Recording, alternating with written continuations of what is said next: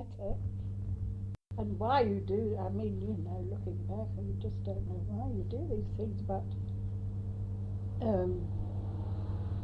when Ian was about nearly 2, I suppose, I said to Dad, I want another baby. And the boss, he said, you're mad, don't be so silly, I'm mad. I said, no. I said, I don't believe in an only child, and I said, you're going to go abroad, which we knew he would have to do again. And I said, you know, if anything happens to you. No, I said, no. He said, you really mean it? I said, yes, I do. I mean it, yeah. I mean, you know, 2 more crazy people. Looking at it now, I wouldn't do it now. Well, why did you want another baby? Because I didn't believe in only children. And I thought, well, the time's getting on. Ian was about 2. And it's no good hanging on and hanging on and hanging on. You know, if I'm going to have another one, I better have it now. And you know, as a companion for Ian. But what possessed me? I mean, I don't. Looking back at this distance, I think I must have been balmy. So he agreed? Yeah, he must have done. Yeah. Well, you know. Yeah. And of course, no sooner had I got pregnant with you, than off he buzzed, didn't he? So, I mean, where's your thinking? Well, I don't know. What support did you have through this pregnancy? I have my mother and father living with me. That's all. You know, yeah. So Nina and David had gone Yes. back. Well, the invasion scare was over by then, you see. I think they had a go with the Germans. Were there scary moments when bombs came close, or you felt that the country was in danger of being invaded? Yes, there were. I used to go out.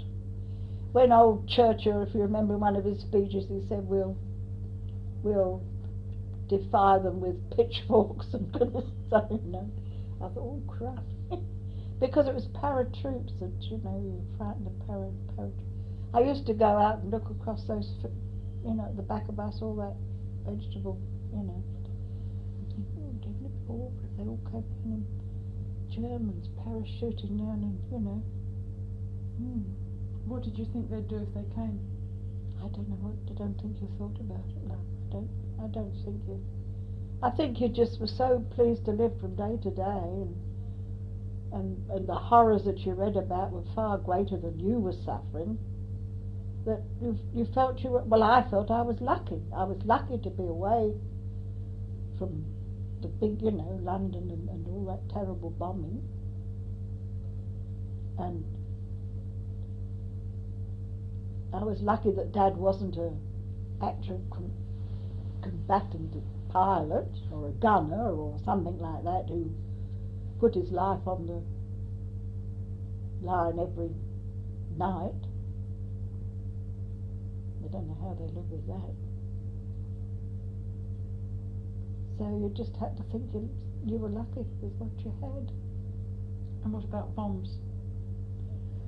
Oh, we didn't. They bombed Bedford Station, but the nearest to us was about a mile or so away.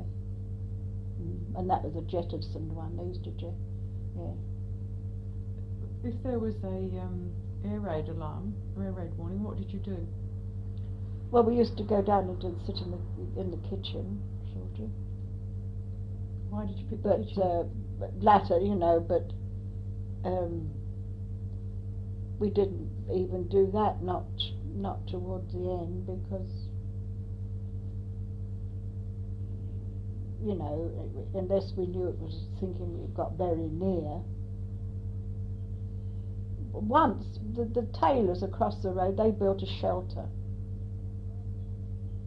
And one night it seemed to get near. My Dad was home that particular night, and Reg was there, so it must have been a weekend, and Nina was there that time.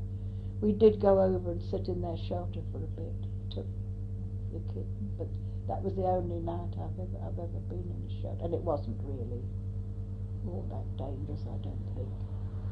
Could you hear the explosions?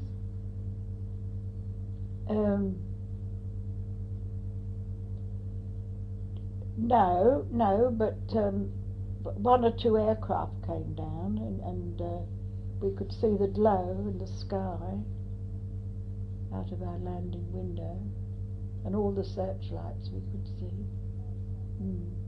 But the buzz bombs were the worst, and the other ones that didn't make any noise or anything, that was the latter end of the war, you see. They were the most scary to us. And did you have any experiences with those? Well, one dropped in a field, yes, in Malden, but it didn't do any damage. But they were scary because a lot of them came over us. If you could hear the engine, you were safe. While you could hear it pop, pop, popping, that was all right. Directly it cut out, you knew it was going to drop. That was the scary part. So you listened, you see. You were on the, you listened all the time, and that was sort of scary. And the other ones, right at the end of the war, you could neither hear them or see them. They just, there was no warning. They were dreadful things. And one dropped in Luton, and they gave out it was the gas main went up. We heard that, but it wasn't. It was one of those. So how do you know it wasn't the gas main? Oh, one rumour went round. But they were dreadful. I mean, with a buzz bomb, you heard it, and sort of thing. And with the other bombs, you did get an air raid warning, and that. But with these others, I've forgotten what they called them. There was simply no warning at all. Why would they try and keep something like that quiet, though? Oh, because the people would panic, love. I mean, you can't hear, you'd think, you all know, people would really panic, wouldn't they? This is a further interview session held with Rita Campbell at her home on the 3rd of October 1994. Right, there were a few things from last time that I wanted to catch up with. When you were at Hull, you talked about going to table tennis and going to the pitches and things, and I wondered if you belonged to a library or anything like that. Oh, yeah, always belonged to public libraries there. Always been, bookworm. And Dad too? Oh, yeah, worse than me. I was warned not to marry him because he'd always have his nose in the book, about right too. And when you were having Ian, did you have any medication during the pregnancy or at the birth? No, I had a fairly reasonable pregnancy. I went for antenatal every month, I'm not sure. And they gave me gas and air, the thing that you put over your nose, but I threw it the other side of the labour water. Yeah. What was gas and air? It was a mask that you held over, you breathed in, you could hold it when you felt your labour pains coming on, you could breathe in deeply, and that sort of, semi-sedated you, did something, I don't know. But I just couldn't be bothered with it because you have to hold it there, And you talked about smoking last time. How long had you been smoking? Me?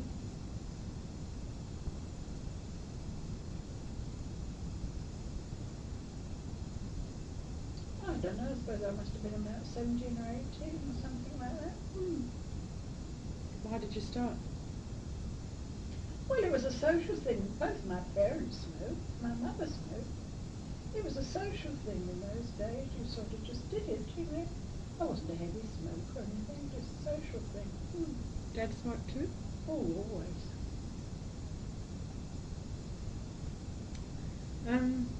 The village of of Malden is fairly significant in the Campbell family. Yeah, yes, I forgot, I was thinking about that. I was just thinking that, you know, when we first went to the village, you would have thought that we'd have come from Mars, Dad and I. And he was always known as the sergeant, you know. But I couldn't understand what they were talking about. 40 miles from London, that's it. I couldn't understand what they were talking about. They couldn't understand what I was talking about. You know, I mean, you could get the gist of it, but no, it's like being in a foreign country.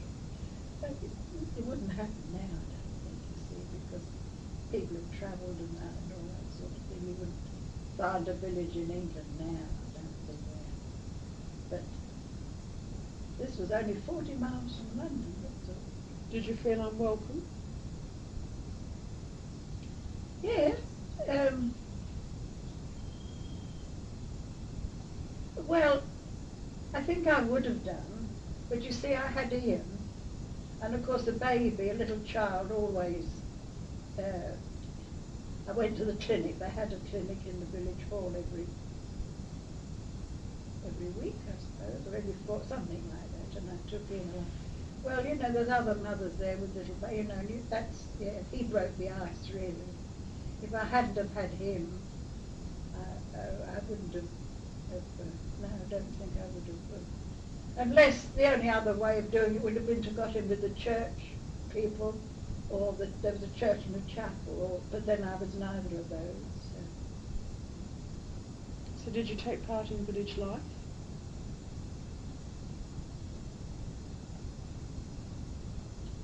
No, not really. Well, only as regards sort of Ian went to school there, you see, when he started school, and there was little things at the school that I used to go to, yes. And I think Dad and I went to 1 or 2 whist drives and things, but other than that, there wasn't anything much doing, really. You mentioned Nina coming down and staying with you. Were there other evacuees in other yes. parts? Yes, there were children from London came and were taken in by various households, yes. Yeah. Poor little devils.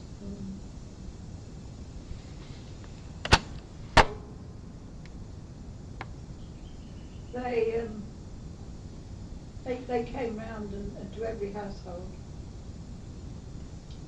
to find how many children you've got, how many bedrooms you've got, and so on and so forth, you see. And then, did you have to take anybody? I mean... Well, I would have. Well, I think I would have done, yes, but you see, I didn't have to because I already... Yeah.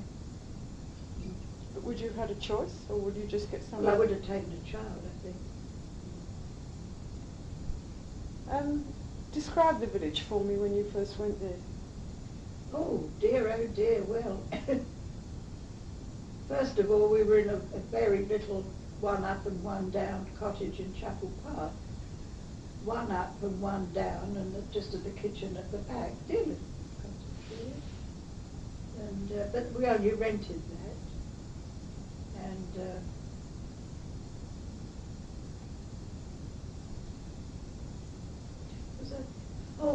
Mr. and Mrs. Chapman. There was a row of 3, but the end one wasn't occupied. She was quite a nice person. I did make friends with her. She had a little girl, and yes, they were quite good to us. But we were only there about 3 months, and then we moved down to number 25. And it was just we had no running water and no pool plug. We had a loo in the garden, and we had to go right across the road to the village pump and get water in a couple of buckets. But we had a rain barrel thing, so being in England, that was nearly always plenty of water in that, which used to use for wash the air and also, yeah. That must have been a bit of a change from London. Oh, well, I thought I was on Mars. I mean, I just thought. but, yeah, it was. Did you like it? No, I didn't.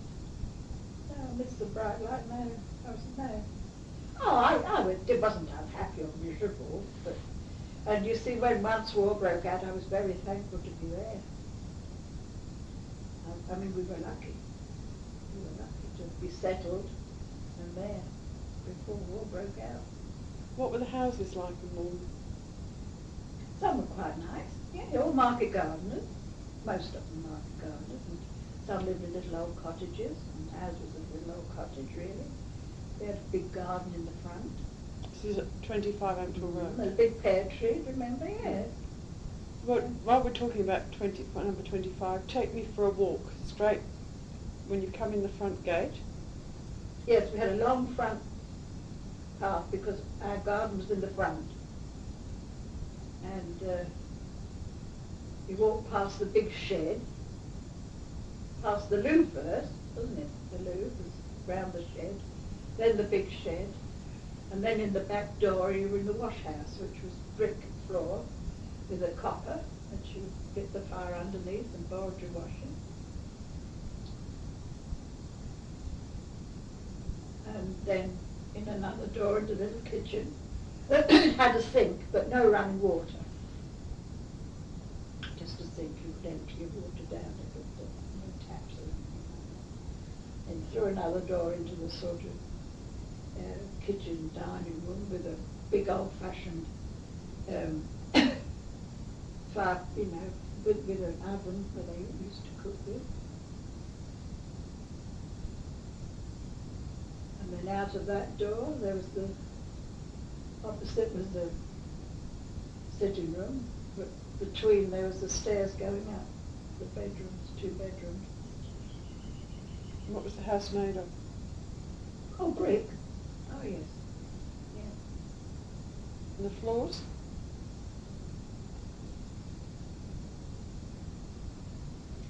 Well, there was a wooden floor in the sitting room and the bedroom, but I rather the kitchen and the living room were, but because I used to do this red cardinal polish, it used to look lovely when it was, yeah.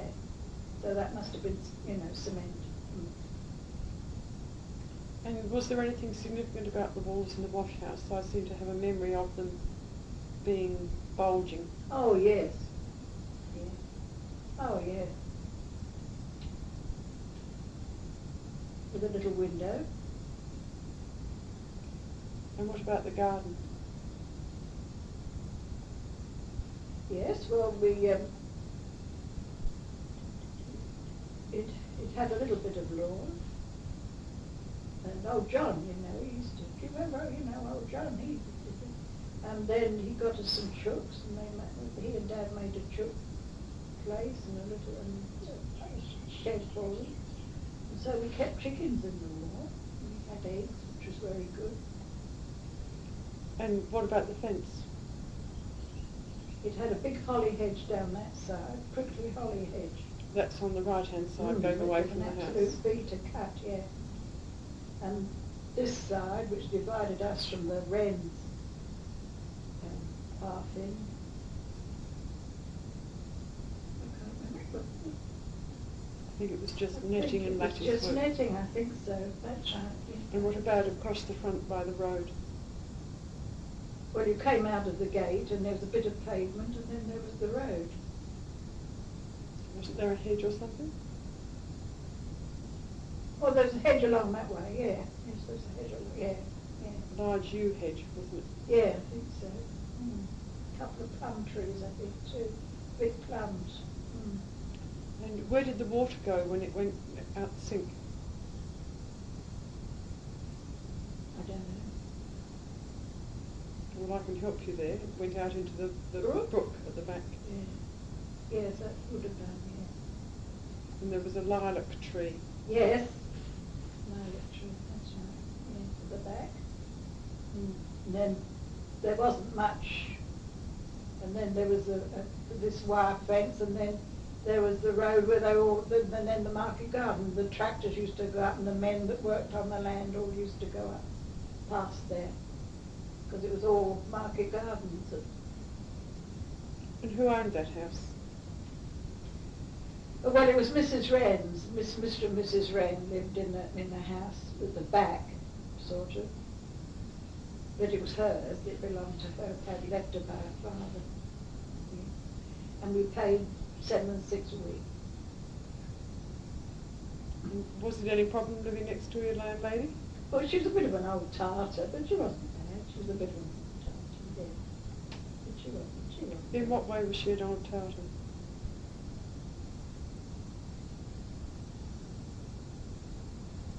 Well, I can only remember once Dad, he thought he'd grow some celery. He had these mad ideas. So one Sunday he was digging like down to Australia, because you have to put celery in a very deep pit. So she saw, and she came out and wanted to know what he was digging such a ruddy deep hole for. So, she sort of kept an eye. But as long as you didn't do anything, she was all right. And did you find village life restrictive? Like, were there sort of conventions or ways to behave about things like hanging washing out on... Oh, no. So you could hang your washing out on Oh, Sundays? yes. I mean, we rented the house, and I think I have had washing out on Sundays. Yeah, probably shot the whole village, but then I think we shot them too. Anyway. And then there's the damn dog, you see. I mean, the first thing he did, as I've said before, killed these pullets. But that was up the other end of the village, Yes, wasn't but it? I mean, that was about the first week we were there. So, I mean, we were no tourists from the very beginning, unfortunately. And did you go to the church?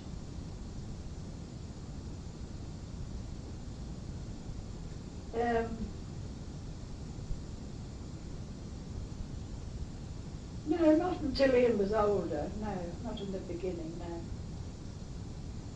no. Where was Ian christened? Ian was christened in the church where we were married before we moved away. Was the christening an occasion, a family occasion? Oh, yes. Well, yes. Mm. Who came? Oh, I think Dad's father and Hilda and little Jamie, I suppose, and Auntie Jessie was there anyway, and my mother and father.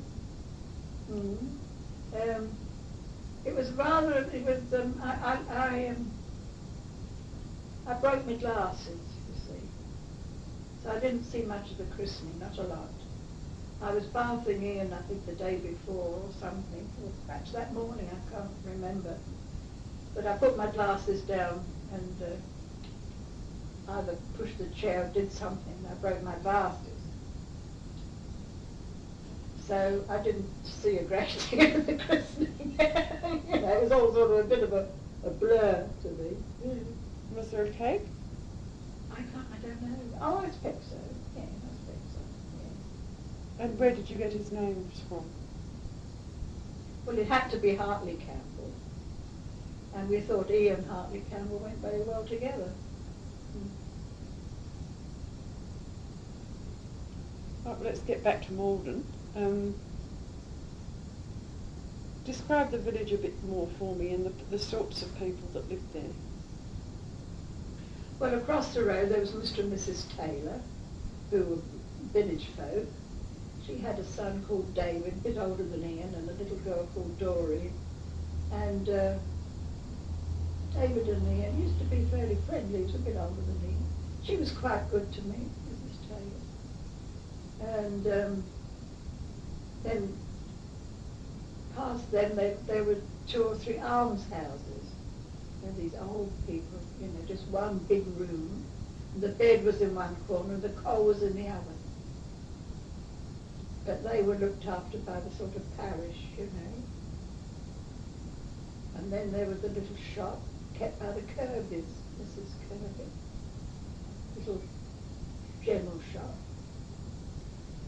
And then there was the sort of like a little square, and that's where the pump was. You had to walk right across the pump, and round the square there were other little cottages. Can't remember it living in them. And then right opposite us was, what was it called, that pub? The George? The George. And then there was a pub going right up to the church on the hill.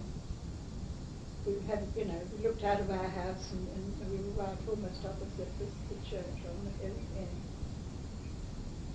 Yeah. And what about other shops? And then further up that way, there was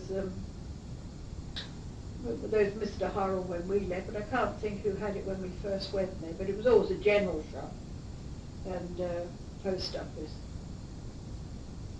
Grocers really, but he used to sell a few vegetables and fruit. And What about transport? Oh, well, buses that way to Luton, buses that way to Bedford. How often? Yeah, about every couple of hours. Where did you do most of your shopping? Well, you see, we had this in Luston 7, you know, before the war when we first went there.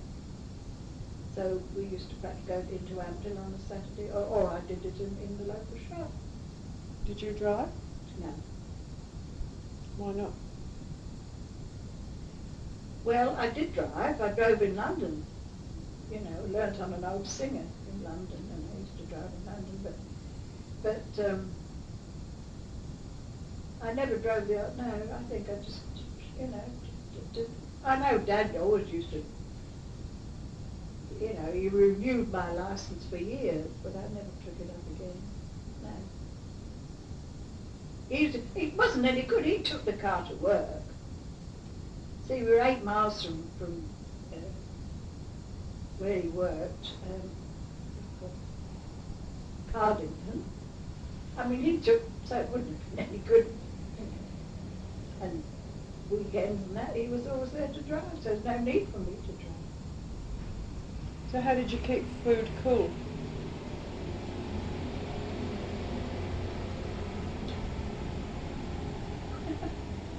It was never all that hot. We had the occasional hot days, and the wash house was very sort of cool on the stone floor, and I don't think we had any trouble that day.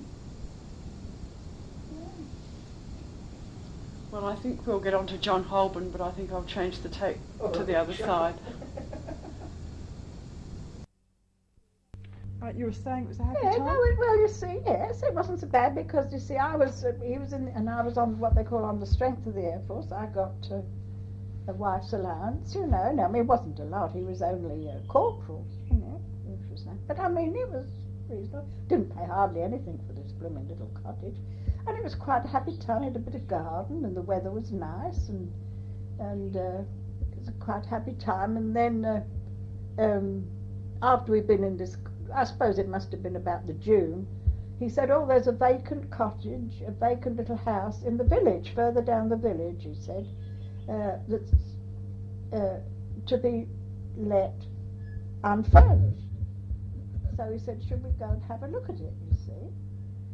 So I said, oh yeah, well, we will. So we went down to number 25 Antill Road and we had a look and said, oh yeah, you know, fair enough, if we're going to be in mould of, you know, we might as well have our own bits of furniture and that, and be nice to have our own sort of things and things. So we took it unfurnished, you see. And then we got our few bits and pieces out of store and moved down to 25 Ampthill Road in about the June. And then, of course, there was all these rumours of war getting worse and worse and worse, and it was disgusting, you know, and everything.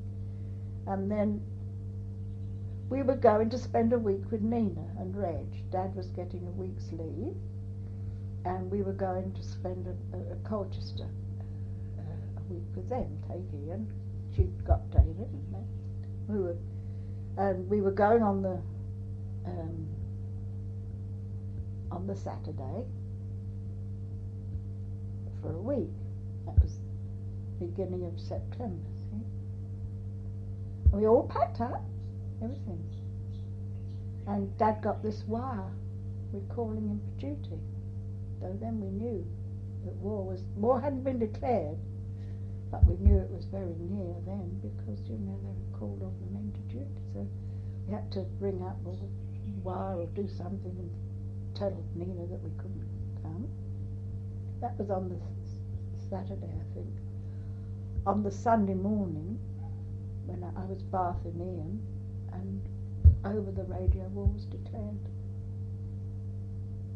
3rd of September, I think that was, 39. How did that make you feel? Oh, awful. I mean, Dad in the air, I mean, everybody felt, yeah. Were you surprised? Yeah. Well, I think we were stunned more than anything. Although it, I think we were so stunned, it just didn't. Oh, and then well, it won't last long, it'll be over by Christmas, it won't last long. And that's what buoyed us up, and, things like that. What had he trained to be in the Air Force? He was an equipment. Any equipment. Sometimes it was engines and all that sort of thing. Other times it was parachutes, all sorts of equipment officer. Well, he was equipment officer in the end, but he was only a corporal in those days. Because he was too old to learn to fly or do much else by then, you see. What happened then?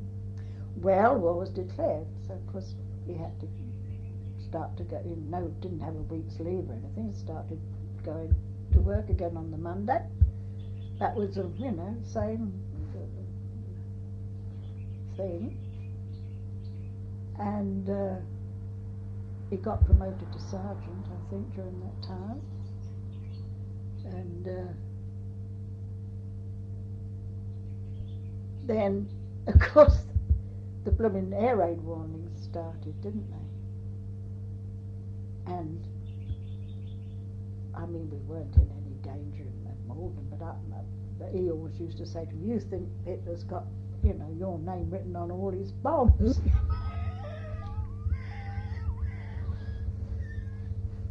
Because one day he used to go from home about 7:30, 8 o'clock in the morning. See, we had this in Austin. He used to go back and forth to Cardiff. The air raid warning went just as he was going to work, just when he was going out the door, you see. So he proceeded to go. And I said to him, you're not going to work. He said, well, where do you think I'm going? I said, you can't go to work. There's an air raid warning on it. You live here and I'm in this place, I said, and there's just the air raid warning's just gone. He said, yes. And he said, do you want me to be court-martialed? I said, what's that? He said, chucked out the Air Force for failing in my duty. I said, yeah. Well, he said, I'm in the air, I've got to turn up for work. You're no more likely to be bombed here, my dear girl, he said. And that's when he said, you think Hitler's...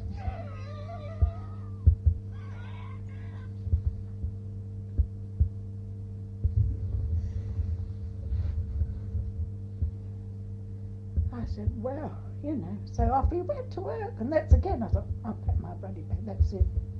And I thought, no, well, I don't want to go to London, because that's where the bombs are dropping. I think I've seen it.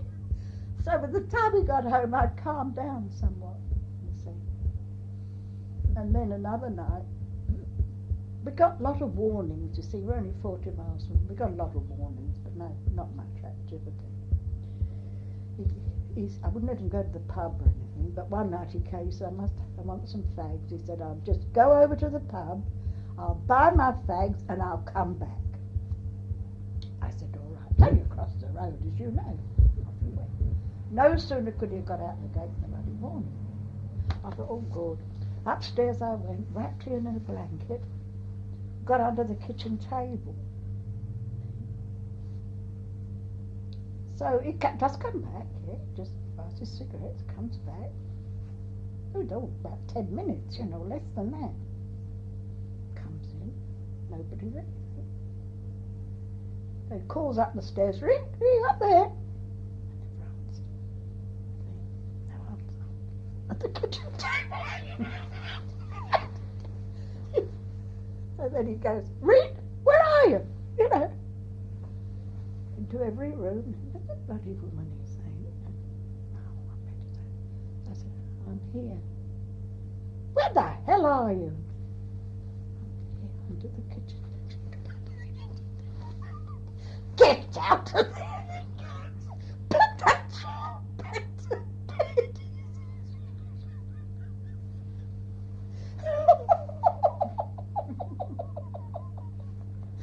Yes, dear. Well, you were genuinely frightened. I was very nervous, yeah. Yes, I was, yeah. Yeah. Oh, I thought I was, yeah. Well, then, not long after that, Nina lands there with her mother and David.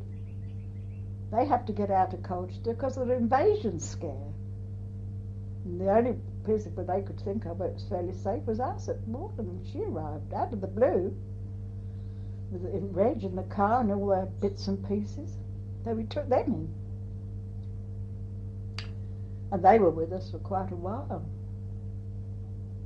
Did you all get on okay together? Oh yeah, well, we had to get her mother a room, because they didn't have enough room for her mum. We got her mother a room in the village, just across. And Reg didn't stay, of course, he had to go back for work.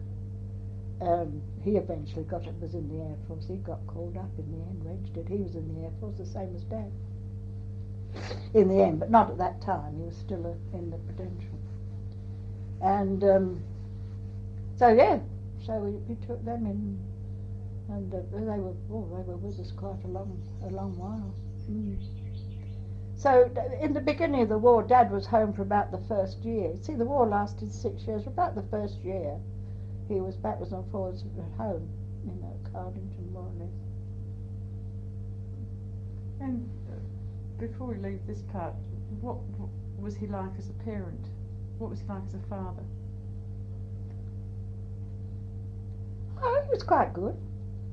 He was quite good. He wasn't terribly demonstrative, no. But he was all right. He used to like to bath Ian and change nappies? Yeah, and he'd always he always sort of Ian had all these little mechanical, thing, and because the wheel had come off and that sort of thing, and I used to say to him, oh, Dad will mend that, and Daddy will mend it when he comes home. So directly he saw Dad, he'd go up, and say, Dada mend, Dada mend. So Dada had to mend. He thought Dad was just marvellous. Dada could put a wheel back on a little car or something, Dada mend, oh, yeah, that was wonderful. So he got excited when Dada was due home? Yes, yeah. But it was a shame. He missed a lot of his children. And, he missed you, and he missed Jean, and he missed a whole lot of Ian. Did you read to Ian? Did you read stories? Did you read stories to Ian? Yes. Oh, yes.